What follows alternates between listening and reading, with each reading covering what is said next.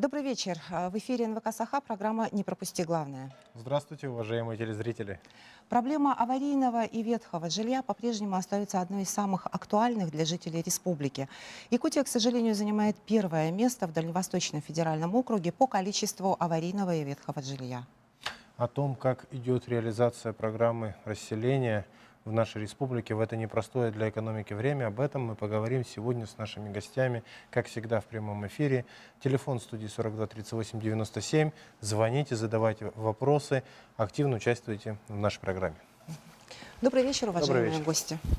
Ну вот тему мы объявили, это проблема нашего аварийного ветхого жилья. Действительно, она всегда была очень актуальной. Наверное, в свете вот последних событий в экономике и вообще в жизни, она, наверное, так еще острее стоит.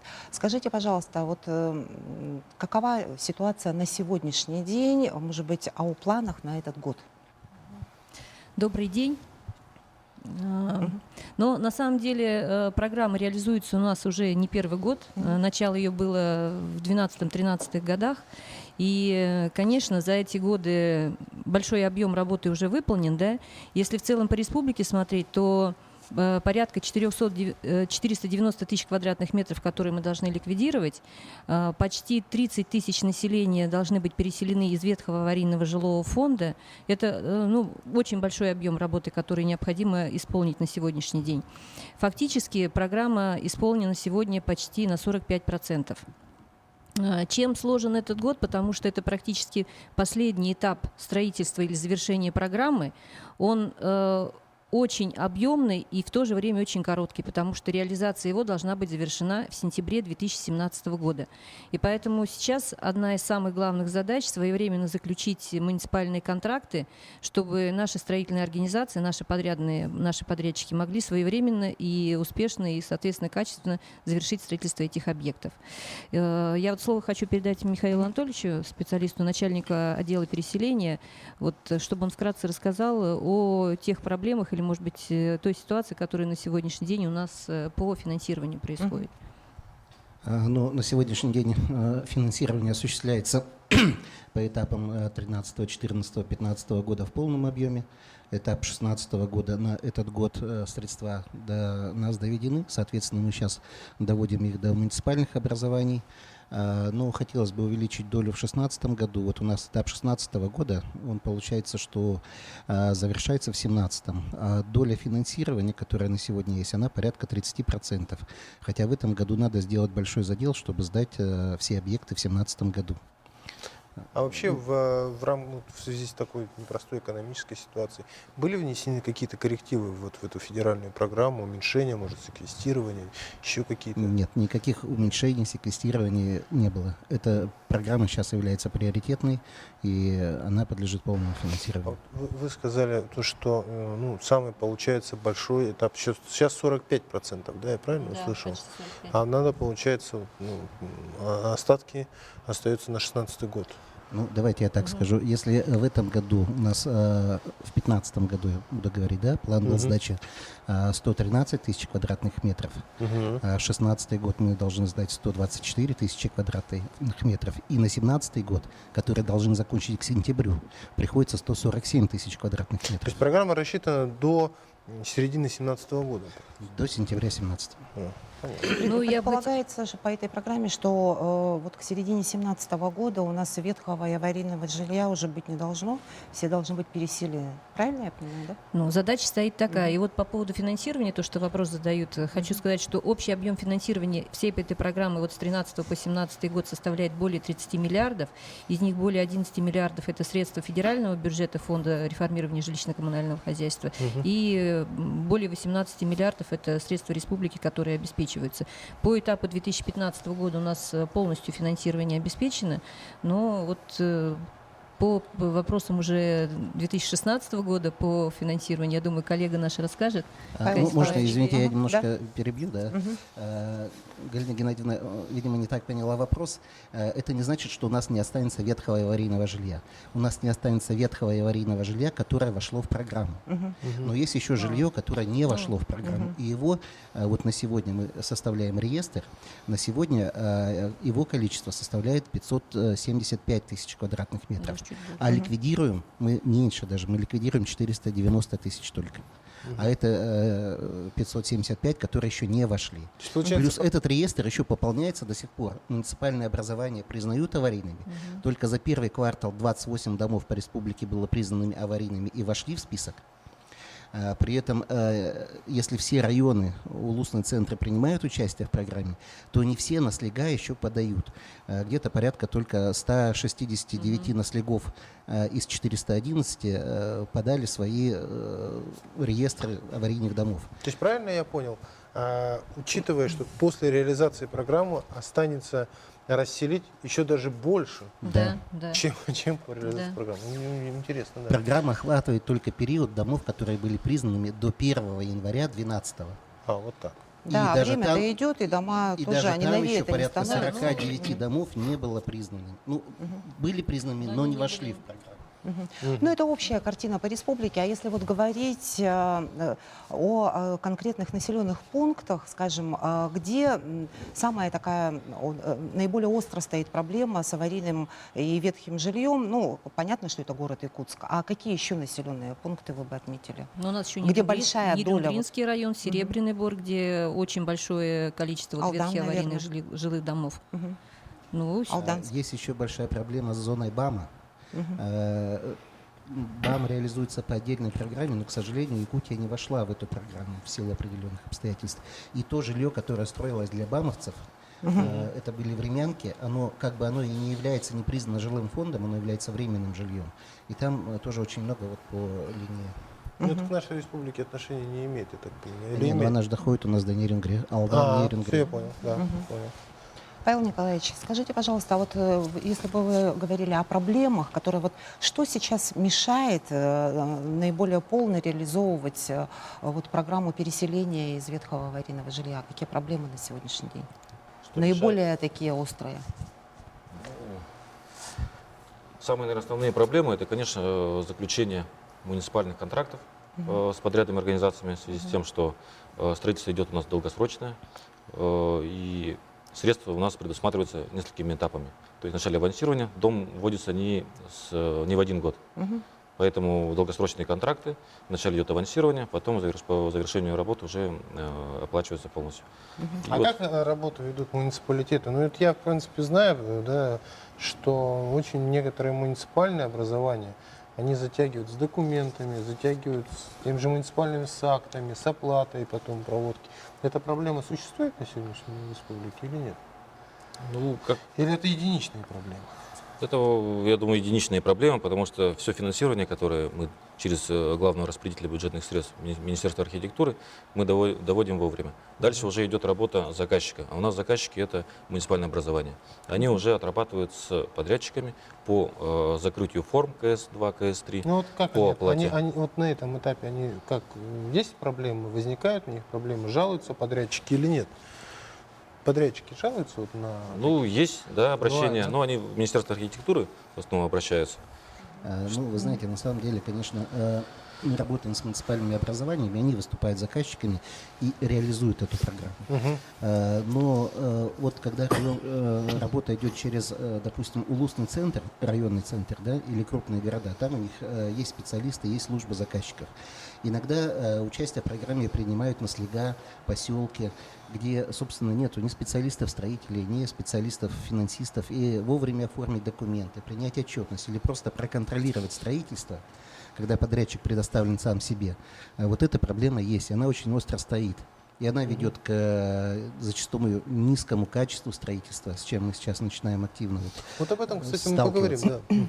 А вот качество строительства для ветхого аварийного жилья, ну, насколько на сегодняшний день проблемный, то есть фонд, который сдается, насколько он проблемный, то есть потом выявляются ли некачественные работы, какие-то экспертизы, может, строительные проводятся, потом выявляется, что все-таки скрытые дефекты здания имеют и так далее. Вот насколько эта проблема актуальна? Ну, проблема на самом деле актуальна. Вот Михаил Анатольевич сейчас как раз говорил о том, что действительно отсутствие специалистов в поселках или в небольших, или на муниципальном уровне должных специалистов, конечно, и отсутствие вот этого контроля, оно привело к тому, что есть объекты, к сожалению, качество которых оставляет желать лучшего. В связи с этим на уровне региона и в фонде реформирования жилищно-коммунального хозяйства была создана комиссия, которая конкретно занимается вот именно этими вопросами по обращению граждан, касающихся качества. Потом были приняты ряд мер для того, чтобы та проектно-сметная документация, которая сейчас разрабатывается, по которой будут строиться, вот уже и в прошлом году были рекомендации о том, чтобы эта проектно-сметная документация, она обязательно подлежала экспертизе.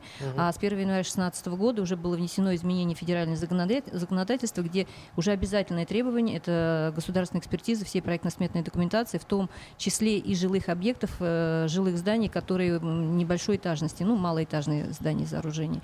Вот. Соответственно, мы надеемся на то, что все-таки качество будет лучше, потому что проектно-сметная документация будет уже разработана более на должном уровне.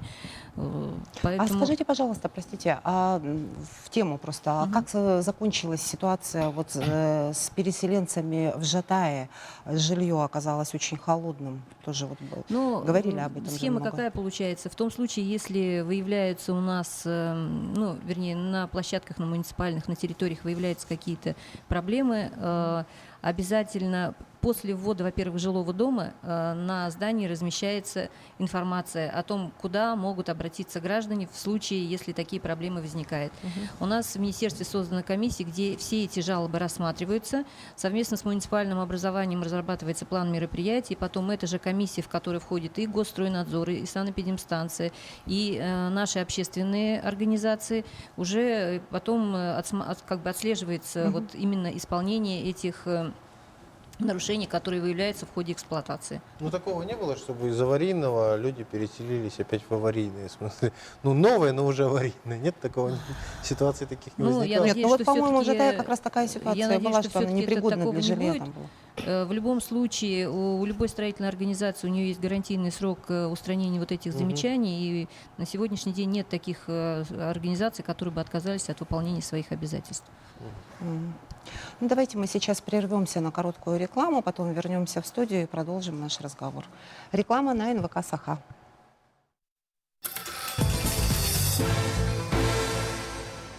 В эфире «Не пропусти главное», и мы говорим о проблеме переселения из ветхого и аварийного жилья в республике. Вот сейчас мы только что говорили о качестве предоставляемого жилья, и у нас в студии Любовь Петровна Киреева, она вот как раз вошла в эту программу переселения из ветхого и аварийного жилья. Как давно вы переехали в новостройку? С 1 марта. Только-только вы заехали? Да. Да. Ну и как? Вы довольны качеством? С новосельем у вас действительно? Да, спасибо большое. Я очень довольна квартирой. Даже не ожидала, что так скоро будет. Я ожидала в 2017 году. И даже не верила, что в 2017 будет. Когда мне позвонили, я была на работе. Мне даже от радости аж плохо стало. Вот, и девчонки аж плакали. Говорят, через такой труд прошла. Я погорелица еще горела, еще в больнице лежала. Все имущество у меня сгорело. Нас заселили в этот дом. Вот, временно, но мы прожили 16 лет там, в этом доме. Вы 16 лет ждали Да, переселения в эту новую квартиру? Да, ждали 16 лет. И слава Богу, я дождалась этого. Я думала, я не дождусь даже этого. Вот. Когда сказали, я такая рада, даже сейчас не верю я, что я там живу. Мне все очень нравится там, и тепло, все нравится. Но мне не нравятся дороги там. Подъездные дороги? Да, там уже не проехать, не пройти. А в каком Машин- районе вы живете? Новокарьерная. И там машин, даже вот не знаешь, куда идти. Вот брызгают машины, ямы. Там, короче, вот это мне не нравится только. Ну, я думаю, стоит немножко потерпеть, потому Ну, мы что вы только потерпим. в марте переселились, мы пока эта вся потерпели, да. инфраструктура Ну, еще будет 16 там. Да, А еще. 16 лет вы ждали. Да. Вот какие у нас люди замечательные. 16 лет ждут и Да. говорят, а я не ожидала, что так быстро мне дадут Да, квартиру. да. Ну, это просто фантастика. Россия не Да, победит, в я- общем-то, да? Ну, А очень скажите, рада. пожалуйста, а вот почему так долго? Вы 16 лет вы уже были признаны тогда, у вас вот дом? Ну, я жила тоже, как вам сказать, аварийном. Ага. Всех заселили, а меня дома не было, я ногу ломала, да? И мне там жильцы сказали, она не проживает, а я в больнице была, Борисовку еще. Ну, нас 4 семьи осталось, и нас подожгли, не знаем, кто поджег. И я спала ночью, и все и я осталась там. И еще и сына дома не было. И как я вышла, я не знаю, как раз пламя все. И я лежала в больнице, я была вот до этого, вот мне даже остались следы, горело. Все у меня без волос, без ничего, без ресниц вообще. Вот такая голова была, вот такое лицо было. И вам потом дали временные, да, И получается? временно как будто бы дали, нас не прописывали, ничего. Вот мы в каком году? В 2007 году нас капитально прописали. Это мы уже сами начали, чтобы нас это ни в больницу, ни туда, ни сюда, короче, и ехать. И нас приписали, и вот все А сейчас еле-еле. квартира как бы просторная, вам нравится? Да, нормально, все хорошо, я довольна очень.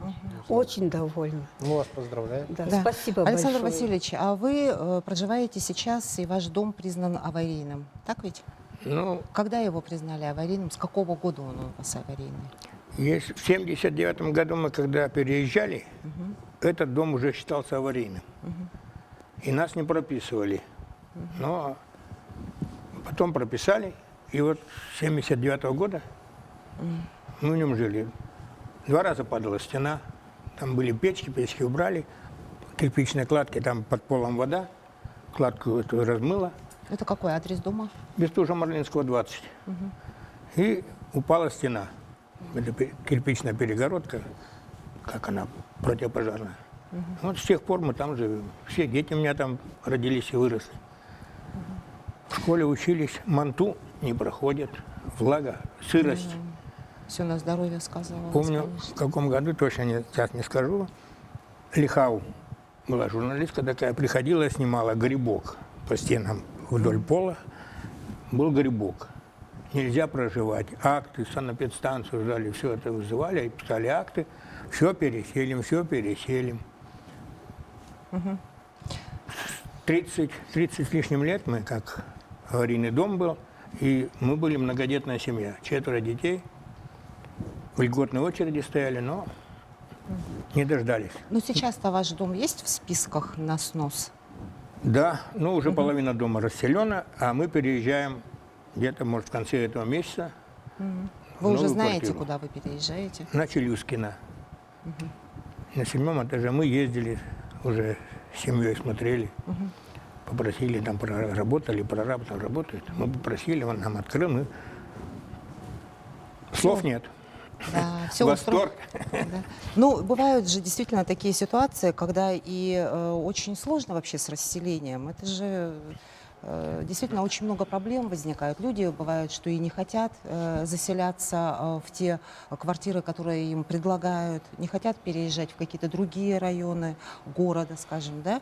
Ну вот это у вас сразу, вот вам показали эту квартиру, и вы сразу согласились, конечно, да? Нет, нам предложили сперва на Новокарьерной. Но это очень далеко, нету школы рядом, поликлиника очень далеко. Вот, автобусы. Но это вам предлагали на Новокарьерной. Сколько времени сейчас прошло вот до Ну, сегодняшнего это дня? было до Нового года еще, в декабре. Да, в Ну, то есть декабре. это вот примерно Вот, недавно но- совсем. И потом предложили на Челюскина. Ну, этот район уже нас знакомый. Мы здесь. Но вы говорите, пол дома уже расселено. У вас Да, ну они это там приехали несколько семей переехали на Новокарьерную. Вот кто согласился, Да, их ну, уже заселили. как сказать. В основном там переехали те квартиры, получили, кто не жил в нашем доме. Прописан был, но не жил. Тоже знакомая там ситуация. Да. Галина Леонидовна, скажите, пожалуйста, может быть, может быть, не к вам, но не знаю, мне так показалось, что, может быть, вы можете на этот вопрос ответить. Как вы работаете с теми, кто предположим, не соглашается, ни в какую не соглашается переселяться в предлагаемое жилье? Действительно, это очень показательно. Как вы с такими... Мы индивидуально работаем с каждым. То есть при работе с населением, когда мы начинаем расселять дом, уже ясна картина, да, кто как-то с удовольствием понимает и вникает, что это все-таки программа, да, и жилье дают бесплатно. То есть если учесть, что в наше время вся молодежь, там ипотеки, всяческие программы, да, где доплачивать где-то надо, то здесь нужно понять, что для нанимателей жилье бесплатно. Ну, собственников маленько, как бы там другая история, но тем не менее, да, там нужно учесть, что и собственники получают жилье по цене от застройщика. То есть получается, что приобретаемая квартира намного дешевле, если бы они приобретали это на рынке. Это надо понимать. Ну, мы начинаем очень детально, пошагово объяснять населению. Но в конечном счете я, конечно, как бы не хвалебна, но тем не менее при реализации программы вот что-то такого, когда дом стоит и кто-то проживает, да, ну как бы на сегодняшний день не было. Давайте послушаем телефонный звонок. Пожалуйста, говорите, вы в прямом эфире, мы вас слушаем. Я хотела, здравствуйте, во-первых, Здравствуйте. я хотела бы спросить, проживаю я Жирницкого, 25, когда же наш дом будет сносить? На квартале 17-м. Спасибо. Раймонд Семенович, Жирницкого 27, да, сказали? 17-й квартал, видимо, да? 25, по-моему, 25, Жирницкого 25. Жирницкого 25. Ну, наверное, все адреса-то вы помнить, может быть, и Да, не я, можете. конечно, сейчас сразу не скажу. У вас вот же есть на по сайте данному. все адреса, да?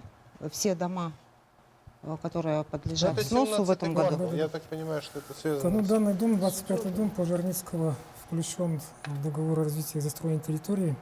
Договор, ну, как известно, заключен с компанией Джуда.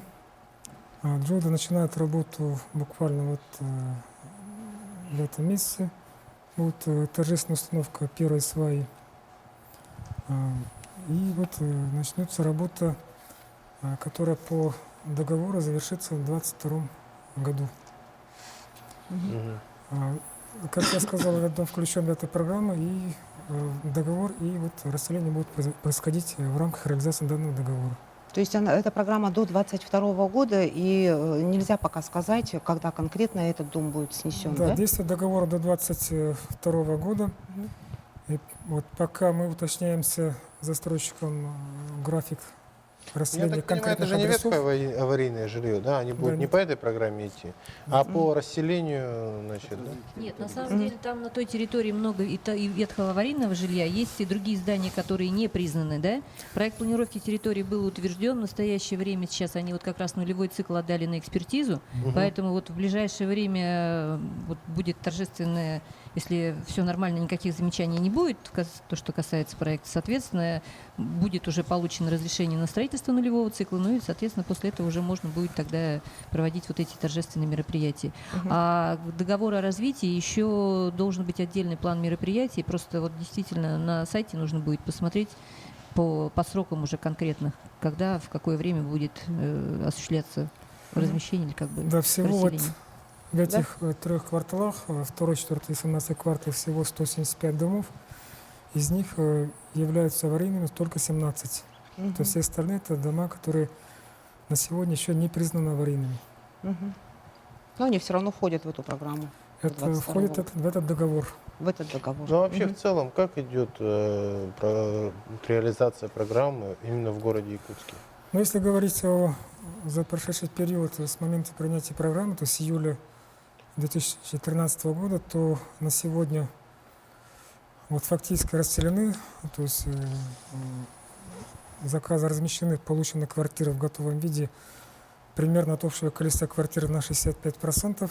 Мгм. Если говорить о количестве квартир, то всего по программе более 2000 квартир. Из них вот примерно 65% на сегодня уже реализовано. То есть деньги освоены, квартиры получены, люди 65. расселены. 65%, да. Ну, 65% это из-за того, что первый год программы в 2013 году были заложены наибольшее количество квартир, примерно 44% от общего количества квартир. Мгм. И, соответственно, мы вот на сегодня по городскому округу исполнили в количественном отношении квартир на 65%. То есть у вас осталось там 35% до сентября 2017 года. 45% это было по республике, по Да. городу 65%, да? А вот финансирование, оно как распределяется по республике? Больше городу, меньше на остальные населенные пункты или как? Вот за счет чего вот такая процентовка получается? Но дело в том, что в городе Якутске, как вот было сказано раньше, наибольший процент или как бы наибольший объем ветхого аварийного жилья. Поэтому у них и Да, финансирование... простите, давайте мы сейчас еще прервемся на короткую рекламу, потом продолжим разговор. Реклама на НВК «Саха». После короткой рекламы мы продолжаем, обсуждаем реализацию программы переселения ветхого и аварийного жилья из ветхого и аварийного жилья в нашей республике. И у нас есть телефонный звонок. Алло, здравствуйте, говорите, вы в эфире. Здравствуйте. Здравствуйте. Меня зовут Светлана, я проживаю по улице Якова Потапова, 14. Вокруг нашего дома ведутся стройки, и застройщик сказал, что наш дом не мешает стройкам, хотя у нас сейчас нет ни ограды, ничего. Пыль, грязь вся в наших домах. Вообще, что решится с нашим домом? Спасибо. Спасибо. Якова Кто Потапова. может ответить? Раймонд Семенович? Или, может, Станислав Иванович, вот такая ситуация? Ну, не конкретно по этому дому. Если вот такая вот ситуация, вы же представляете у нас городскую думу. Светлана, я так понимаю, вы говорите про застройку, где ведется Якова Потапова, где вот девятиэтажный недострой, да, долгострой, я так понял, то про эту организацию у Семира, я так понимаю, они уже на завершении в этом году. А по поводу расселения вашего адреса, мне, наверное, что-то трудно сказать, так как в данном районе по этому кварталу признанных домов аварийных, это по Лермонтова 117 и 119, два дома стоят аварийные. Это которые вошли в программу реформирования фонда ЖКХ. Вот что, про что говорили представители Министерства архитектуры. Вот. И я думаю, что в последующем, в будущем, да, у меня, если уж вопрос задался, я продолжу эту тему разговора. Да. У меня есть кое-какие свои взгляды по этому расселению. Да. Есть программа, наверное, не только фонда реформирования ЖКХ, а есть вообще, скажем, такое направление, как осваивать город. Да. И в данном случае, вот, наверное, частные предприятия, застройщики города Якутска, те, кто не пассивны, не, скажем, безразличны в будущем развитию нашего города, должны привлекать свое, скажем, стремление в расселение уже по своим программам. В 2014 году я, будучи инициатором нормативно-правового акта по муниципально-частному партнерству, скажем, представил дорожную карту в городскую думу, да, и в городскую администрацию, где предлагал участие частных застройщиков совместно с муниципальными программами по расселению аварийного жилья. Но на сегодняшний день я хочу сказать, что эта программа, не эта программа, а эта дорожная карта как таковая не работает. Да? Вот. Это, конечно, печально. Но, с другой стороны, если говорить о том, что расселение идет по программе фонда реформирования ЖКХ, я вот являюсь руководителем группы компании АКВС, и в которую входит ООО «Высота», застройщиком, вот скажем, где Валентина Петровна на сегодняшний день проживает, по улице Новокарьерная, 22/9, да. Этот дом для нас, в принципе, был первый дом, когда мы приняли контрактное участие с Департаментом жилищных отношений. И, в принципе, мы рады о том, что там проживают люди с таким настроением. Есть, конечно, свои проблемы, которые возникали в ходе строительства, недоработки во время строительства, но мы, как застройщики, обязаны в течение 5 лет их устранять. И Всегда я считаю, что застройщики не ведут такую работу, чтобы отказываться, потому что эта обязанность определена законом. Кроме всего этого, ну, хотелось бы, конечно, обратить внимание главных распорядителей бюджетных средств, да, департамент жилищных отношений, о том, что если мы говорим о, скажем, плановом строительстве на сегодняшний день, если этот объект сдается планово, то это хорошо. Но тут же есть целый комплекс, скажем, работ, который может встать поперек этой программы решения. Это вопросы с ресурсными организациями, да, по электроснабжению, водоснабжению, водоотведению и так далее, по газоснабжению. Да. Опять же, самый глобальный вопрос, если брать, то это финансирование, да, которое может то же самое затормозить эту часть строительства. Да. Если мы говорим, я вам приведу цифры о том, что если говорить про ноябрь, по сегодняшний день цена металла, да, металлических изделий подорожала на 12 тысяч рублей. Если участники программных, скажем, этих программ по расселению с аварийного жилья по фонду, да, имеют удовольствие получить деньги с задержкой, то, соответственно, они уже попадают в эту проблему тогда, когда дом может и не реализоваться, не достроиться. Почему? Потому что стоимость металла, она растет на глазах. Что такое 12 тысяч на 1 тонну удорожание идет? Это, соответственно, есть определенная цена за квадратный метр у этой программы, да, вот, и себестоимость, соответственно, вырастает, и застройщик просто-напросто физически может не выполнить. У нас Спасибо. Я понимаю, риски же застройщика, собственно говоря, получается, если он взял да, контракт, то причем... риски застройщика, я согласен с вами, Павел. Но если задержка идет в течение 6 месяцев... Задержка чего? Ну, выплат по контракту. Выплат по контракту. Да. А почему? По выполненным работам уже, да? По выполненным, По выполненным уже работам. Вот это интересный вопрос. Вот давайте, Павел, я расскажу. Да. Мы тогда, как застройщики, соответственно, для того, чтобы обезопасить, должны обратиться в прокуратуру, главным распорядителем бюджетных средств и, соответственно, выставить, согласно контракта, пени за просрочку оплаты. Заказчику. Заказчику, да. Заказчику. То, соответственно, получается, вопрос уже нагнетается по-другому. Вот. Тут вот риски, конечно, наши, но это не только наши. В таком случае они разделяются и, соответственно, и с заказчиком, и с главным распорядителем бюджетных средств. Вот, соответственно. А по какой причине идут задержки оплаты? Я вот не могу вот понять. это вопрос, вот, главным распорядителем бюджетных средств. Собственно, прежде всего, к муниципалитету, наверное. По какой причине идет? Ну, если заказчик строит, то о чем я и задавал? Я об этом проблеме слышал. Действительно, очень многие подрядчики жалуются о том, что идут можно задержки. Я продолжу? Почему? Павел? Можно? Я по не причине задержки, а я еще хочу сказать, кроме того всего, да, вот, есть такие моменты, вот мне хотелось бы, чтобы со стороны Министерства архитектуры, с городской власти, да, приветствовались все моменты тогда, когда застройщики расселяют за счет собственных средств. Вот у «Высота» есть такая организация, да, которая на сегодняшний день за 2015 год расселила, скажем, на 103 миллиона жителей. Это за счет своих собственных средств. Это сделали вклады в развитие города. Для того, чтобы освободить эти аварийные дома и для того, чтобы там продолжать строительство в соответствии с их нормами. Вот такие вещи надо поддерживать. Если мы, допустим, говорим о том, что у нас в городе на сегодняшний день существует, кроме этого аварийного жилья, который признан, и введем программу фонда реформирования, у нас должен быть учет, соответственно, другого жилья, который не попал. И нужно пользоваться этими возможностями и силами этих застройщиков. Вот.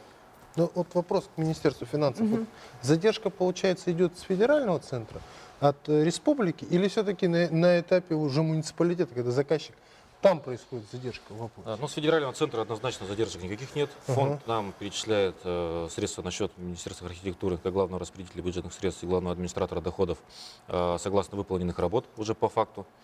Наше софинансирование также в бюджете все предусмотрено. При заявке Министерства архитектуры мы уже перечисляем как межбюджетные трансферты заказчикам, это муниципальное образование. Дальше идет уже работа муниципальных образований. На этапе муниципальных образований начинаются какие-то проблемы. К примеру, на 1 января 2016 года у нас неосвоенных средств было возвращено в республиканский бюджет порядка 700 миллионов рублей. Это по всей республике. И в феврале мы их обратно, после подтверждения потребностей, мы их есть же обратно... такое понятие, согласно бюджетного кодекса, как финансовый контроль. Правильно? Есть такое, конечно. Есть ФЗ-44. Если деньги не осваиваются, почему не осваиваются? Причины есть какие-то? Ну, вот он сказал, 700 миллионов, получается, вернули. Нет, они неосвоение же подтверждают. разное бывает. Бывают невыполненные работы. Так я вот про это и спрашиваю. Вот причины какие неосвоения? Причина неосвоения, Да. ну, первое, это невыполненные работы. Неосвоение средств. А почему они были не Ну, выполнены? может быть, подрядчики не выполнили свои обязательства вовремя. Ну, 700 миллионов это достаточно По всей большая республике. сумма, да? Ну да. получается, по всей республике. Но мы Опять же слово «может». Не, ну причины разные все-таки, конечно, сейчас мы в деталях-то не сможем, как говорится, а весь, Можно весь маленько черт под- едет в Да, деталях, конечно, как говорится, конечно. Ну, задержки бывают разные. Во-первых, вот, допустим, если говорить о данном конкретном примере, у нас реализация идет этапами. Этап, он длится 2 года. Соответственно, деньги распределяются на 2 года. В данном случае ООО «Высота» работала по этапу 2015 года, когда деньги предусмотрены на 2015 и на 2016 год. Значит, в 2015 году лимиты 2015 года были получены ООО «Высота». Сейчас, значит, лимиты 2016 года в ДЖО города Якутска перечислены. Там причины, я не знаю, недоведения этих средств. Это один момент. Второй момент, конечно, есть муниципальное образование, где подрядчики не выполняют в срок работы, и эти деньги бывают не освоены. Есть еще и третий момент, что значительная часть, хорошая весомая такая финансирование у нас уходит на оплату перед самым Новым годом, когда муниципальное образование, когда доходит до района, потом от района должно дойти до наслега, от наслега должно дойти до подрядчика, просто не успевают пройти физически эту процедуру. Здесь вот уже действительно, конечно, есть вопросы и к Министерству финансов. Ну, это Министерство финансов, это вопрос, конечно, общий, да. У нас несколько уровней бюджетной системы. Это федеральный бюджет, республиканский бюджет, бюджет района, бюджет поселения. Когда мы перечисляем средства в бюджет, в доход бюджета республиканского, проходят сутки, потому что они должны пройти через банк, по выписке банка на следующий день район видит средства. Дальше он их перечисляет уже в доход муниципального образования. Опять проходит день по выписке банка. Муниципальное образование поселение уже видит. И потом уже перечисляет, в этот же день может перечислить подрядчику за выполненные работы. То есть у нас проходит 3 дня. Это бюджетное законодательство, его никак не поправишь. Поэтому, возможно, в прошлом году, в конце 28 числа были отправлены средства в муниципальное образование, и они не успели дойти до получателя. То есть они 31 числа попали на счет муниципального поселения, и, соответственно, Зачем потом... тогда отправлять 28-го? Я, правда, не финансист, но как-то вот, 3 дня все знают, 3 дня. А зачем посылать тогда Нет, 28-го, мы Павел Николаевич? работаем со встречными платежными поручениями. То есть, если бы деньги упали, можно было сразу и встречным платежным поручением отправить подрядчику. Ну, тут, получается, не успели. Ну, мы совсем уже в какие-то дебри вот ушли, да? Давайте мы ближе вот как-то к народу, да? Вот сколько домов на 2016 год в плане стоит на снос и сколько уже снесено? Вот сейчас уже у нас апрель месяц, в плане 16-го сколько домов и сколько уже снесено? Ну, если мы будем говорить об этапе 2016 года, то в плане у нас стоит снос 135 тысяч квадратных метров. Вот. На сегодня, значит, 16-й год только начался, и идет, значит, сперва должно быть выполнено строительство, а потом уже расселение и снос.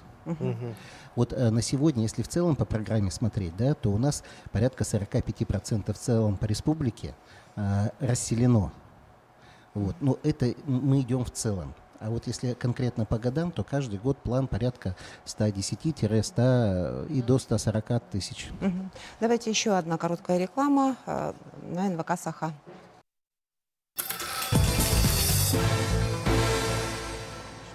В эфире «Не пропусти главное», и мы говорим о вопросах переселения из ветхого и аварийного жилья в республике. Владимир Владимирович, скажите, пожалуйста, а как рассчитывается стоимость квадратного метра при переселении? Стоимость квадратного метра рассчитывается ежегодно специализированной организацией региональный центр по ценообразованию и строительстве.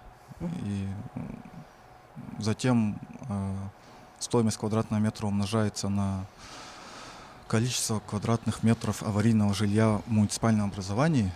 Ну и все. Мгм. Ну, если попросту говорить, да, то вот человек жил в квартире, вот у вас сколько квадратных метров была квартира? Здесь Старая, аварийная. аварийная, вот Да. 16 квадратов. 16. И Да. сколько вы получили новую Я квартиру? 34,6. Мгм. Вы ничего не доплачивали? Нет, не доплачивала. Это муниципальное жилье? Муниципальное жилье было? Это муниципальное по найму, да? Ну, Жилье, спросите. да? Муниципальное. Муниципальная, да. Мгм. Вам просто по составу семьи, видимо, дали, да? Ну, наверное. Нет, нет. Я сейчас, можно поясню. Да, да, да. Эта программа не работает. Это программа не улучшения жилищных условий. Это надо тоже понимать. Это программа, которая ликвидирует аварийное жилье. Поэтому мы квартиру в аварийном доме, вместо нее даем квартиру в новостройке площадью не меньше, чем ранее занимали. Не состав семьи. Вот жители иногда вот это путают, этот вопрос, и пытаются, ну, как-то утвердить. Галина надо. Леонидовна, вы говорите не меньше, но может быть и больше, да? Конечно. По идее, должны были расселять квадрат в квадрат. Даже вместо Да, аварийного у меня жилья был суд. дается новое жилье. Верховный суд, и они не менее 16 квадратов.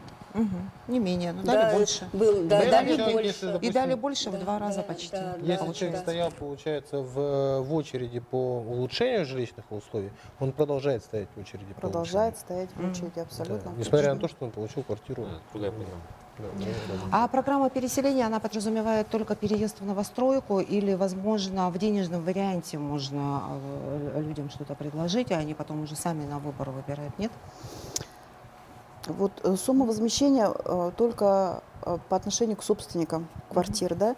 Но на сегодняшний день практика показывает, что собственники очень редко задают вопрос, вот именно, чтобы выплата была по сумме, да? И говорят, что мы сейчас, пока есть возможность предоставления квартиры, да, по цене вот застройщика, то есть, ну, я уже говорила, что рыночная стоимость квартиры в разы больше, чем предоставляемое сейчас жилье. Поэтому собственники, ну, им невыгодно просто. Как бы им невыгодно. выгоднее Сейчас взять, стоимость, да? если изменять способ исполнения обязательства, 55 тысяч, по-моему, за квадрат, да, по-моему, такая сумма звучала, что ли? Или точно не можете сказать? Нет, не то, что если собственникам сумма возмещения вы имеете в виду, да? Там очень много параметров, из чего складывается эта сумма возмещения, да? То есть собственники оценивают свое жилье, да? Получается, мы работаем с собственниками в соответствии с 32 статьей. И сравниваем стоимость жилья предоставляемого и в аварийном доме, да? И здесь, чем собственники выигрывают, тем, что свою квартиру они оценивают по рыночной стоимости, да, ну так уж сложилась практика, да, а квартиру мы предоставляем по цене утвержденной программы, да.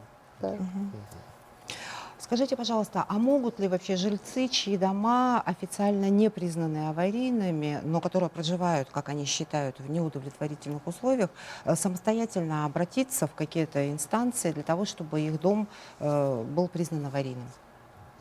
Но это именно носит заявительный характер. Получается, они проводят собрание собственников, да, в каждом доме какое-то количество собственников, какое-то количество жителей муниципальных квартир. И именно собранием, они решением своим принимают не нужно, это надо решение. уже самим действовать. Абсолютно точно. Обращаются в департамент жилищных отношений и говорят, что признайте наш дом аварийным. То есть там, соответственно, по перечню документов, какие необходимо собрать, да, и выезжает комиссия, признает или не признает. То есть здесь два понятия: ветхости и аварийности — это тоже разные вещи. Это тоже надо понимать. Вот жители говорят, что у нас, допустим, дом там, я не знаю, 42-го года, да, ну я навскидку говорю, да, он может быть ветхим, но не может быть аварийным. Это тоже надо понимать.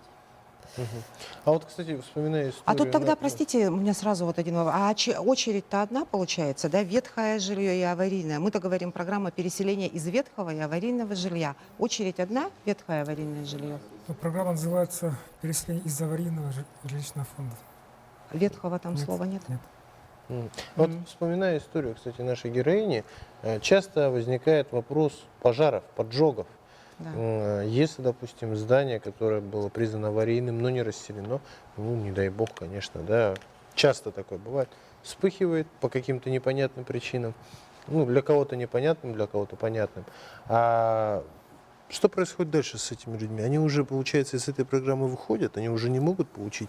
Они уже идут как погорельцы? Или идут они как все равно погорельцы, или идут все равно как- еще они в программе могут Ну, существовать? давайте, наверное, Да. Пожалуйста, да.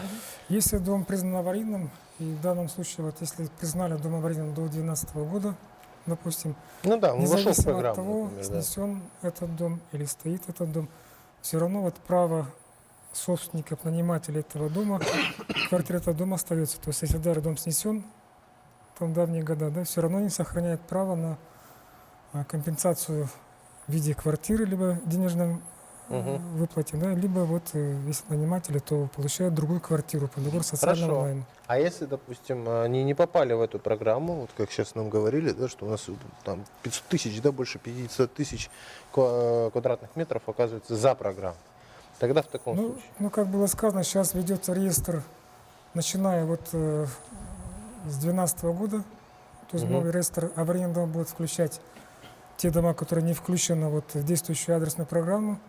И при принятии новой программы, мы надеемся на продление вот на федеральном уровне данной программы, да, то эти дома также будут включены вот в новую программу. Готовится. Но при этом у каждого муниципального образования есть свои программы также по сносу из аварийного жилищного фонда. Суммы, конечно, финансирования там не такие большие, но тем не менее эта программа также работает. Ну, попросту говоря, город, вот мы надеемся, что эта программа все-таки будет продлена, потому что эта программа очень дорогостоящая. Своими силами мы никогда не ликвидируем аварийное жилье. Это же надо понимать, что там софинансирование и федерации, и республики, и города. Ну, действительно, программа до 2017 года, а почему она так была определена только до 2017 года, Павел Николаевич? Ну, фонд так определил, что в этот период должен хватить, чтобы ликвидировать аварийное жилье. Денег есть до 17 года. Должны полностью все. А это же, наверное, невозможно, да, если так вот Почему? посмотреть. Ну, Какой там же прогноз-то? делали расчеты, фонд же запрашивал информацию с этих регионов. Именно те, кто были признаны до 1 января 2012 года. Рассчитали, и если она будет выполнена, то в дальнейшем, возможно, будет она продлена. До этой программы еще я вот немножко внесу свой комментарий. До этой программы, до большой, да, программы, были еще программы тоже, там 10-11 год, но там очень количество домов было очень мало. И вот получается вот эта большая программа, она нам дает реализовать, мы можем реализовать именно вот наши такие желания по ликвидации аварийного фонда. Ну вот мы уже говорили, да, Галина, не хотели. Мы уже говорили о том, что всегда есть те, которые не хотят переезжать в предлагаемое жилье. А как часто они могут отказываться от того, что вы им предлагаете? Насколько долго, сколько это может длиться?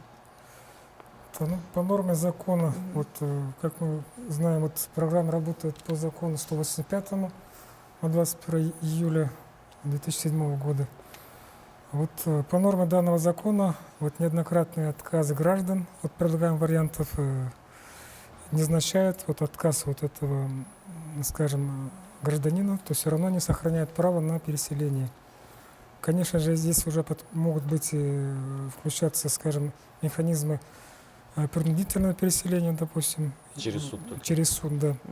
Были такие прецеденты? Но при этом они все равно сохраняют право на возмещение либо в виде квартиры, либо в виде денежной выплаты. Это в отношении собственников. Ну и бывают случаи тогда, когда сама процедура расселения с людьми, которые уже, скажем, не верят ни в кого, ни во что и привыкли жить в этом месте, либо запрашивают там большие интересы, да, ну, длится и бывает и до 5 лет, я слышал и более 5 лет, да, вот. Но, тем не менее, работа как со стороны городской администрации, со стороны самих геоподрядчиков, да, ведется. И, конечно, в этом деле можно сказать, что солидарность от народа в первую очередь хотелось бы увидеть, да, о том, что эта программа-то на улучшение их благосостояния, проживания направлена, и она, в принципе-то, работает, по большому счету. Спасибо. Я благодарю вас всех, что вы приняли участие в нашей программе. На этом мы заканчиваем. Всего доброго вам. Спасибо. Всего доброго, до свидания. До свидания. Всё, мы закончили.